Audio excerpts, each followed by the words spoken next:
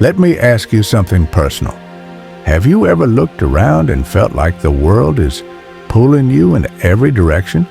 Chaos, pressure, noise, while deep down, all you want is control, peace, strength? Let me tell you something most people will never hear. There was once a way of thinking that forged the minds of warriors, emperors, and philosophers. It wasn't loud, it wasn't flashy, but it was dangerous. Because once you see the world through this lens, you can't unsee it. And the moment you understand how to think like a Roman emperor, like Marcus Aurelius, you start living on a different level. A level most men never reach. Let me show you the way. Let's begin with the truth. The world is not fair. It never was. The emperor knew this. He didn't flinch at it. He embraced it. That's the first key. You do not control the world. You only control your mind.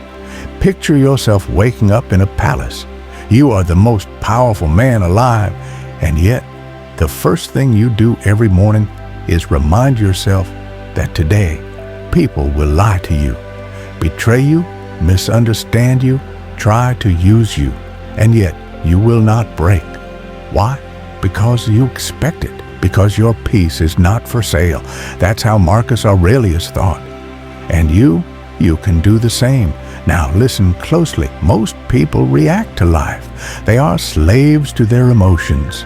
Anger, jealousy, fear. But a Roman emperor, he observes his emotions.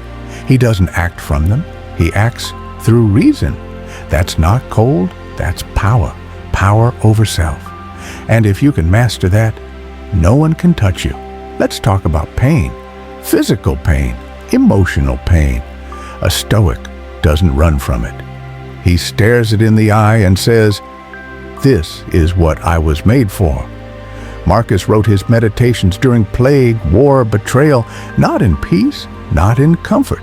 He wrote them to survive his own mind. That's what you need to understand.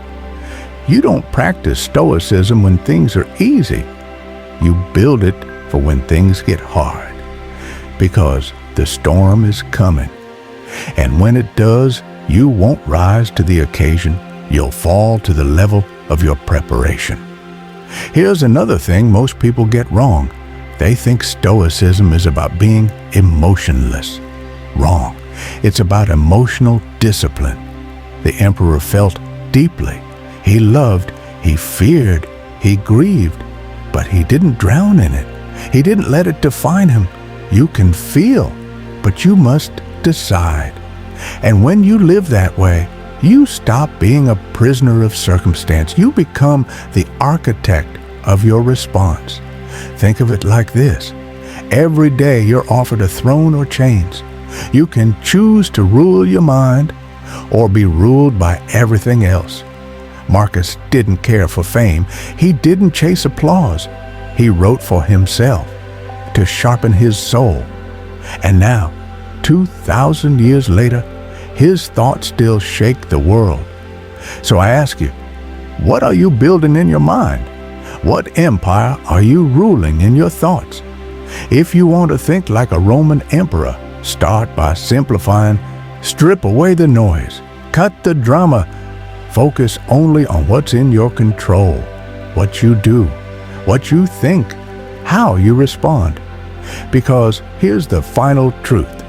The man who controls his mind is more powerful than the one who controls an army.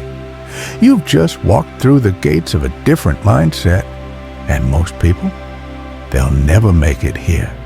But you did. You didn't just watch, you felt it. You heard it.